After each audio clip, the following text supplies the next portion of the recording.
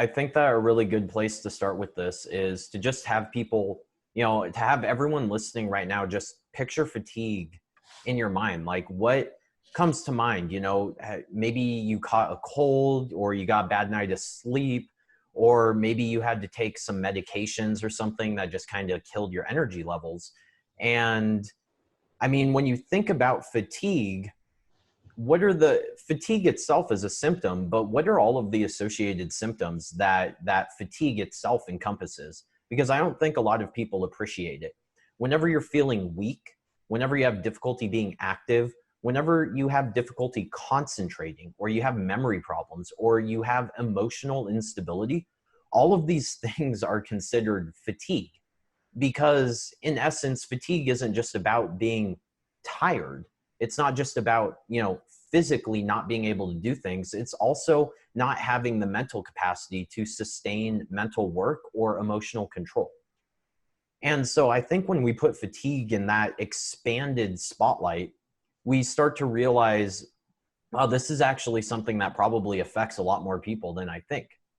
And if that's what you think, then you would be right. Because surveys of the US population have shown that only 1 in 4 adults in the US has no symptoms of fatigue whatsoever.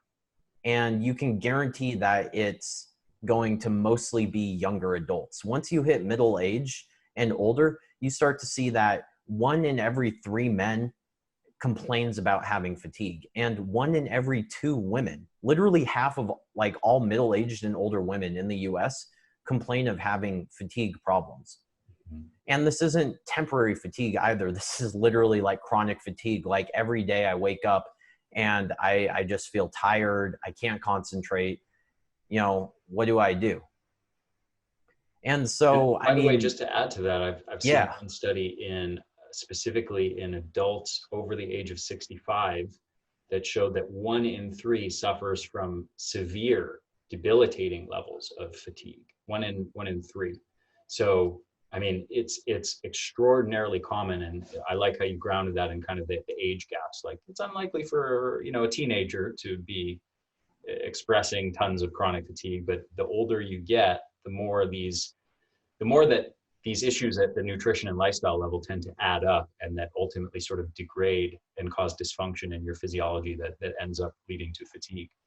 Yeah, well, I mean, just as kind of another data point I find interesting, about 25% of all office visits involve fatigue as one of the complaints. Doctor's office. And yeah, so when people actually finally decide, hey, I should go to the doctor's office, 25% of the time it's because of something that involves fatigue. Mm-hmm. And you end up then having, of all the people that go into a doctor's office, 1 in 5 people, so 20% of people, end up meeting the diagnostic criteria for chronic fatigue syndrome. And I think that one of the issues with this is that so there's this thing about relativity, right? Where if you feel really crappy for a long period of time, you become accustomed to it. And I think this is a huge issue with fatigue, because I think people start to feel fatigued, but they don't do anything about it. And so they go so long feeling fatigued that they don't even remember what it's like to not be fatigued. They think that how they feel is actually normal when it's, anything but normal.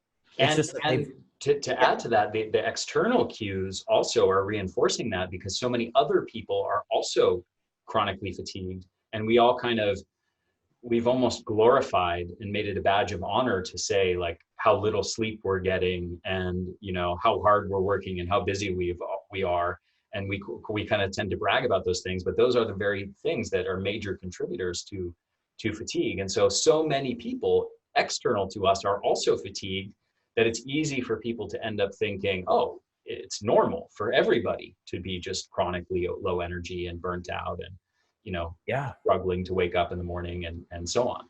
And I mean, frankly, the environment outside of the people also facilitates it, because somebody's fatigued, yet all they do is sit around all day, drive in a car to get to work. They take escalators instead of stairs. They just sit all day. It's like they've never actually really have an opportunity for their body to show them how fatigued they really are, because they're not doing anything that really requires energy. Right. And so, I mean, yeah, between what you said with other people making it seem normal, because, hey, I'm just like them, so I'm normal, and then dealing with it for long periods of time and then having an environment that facilitates it, I think that it's really no surprise a lot of people have fatigue and they probably don't even know.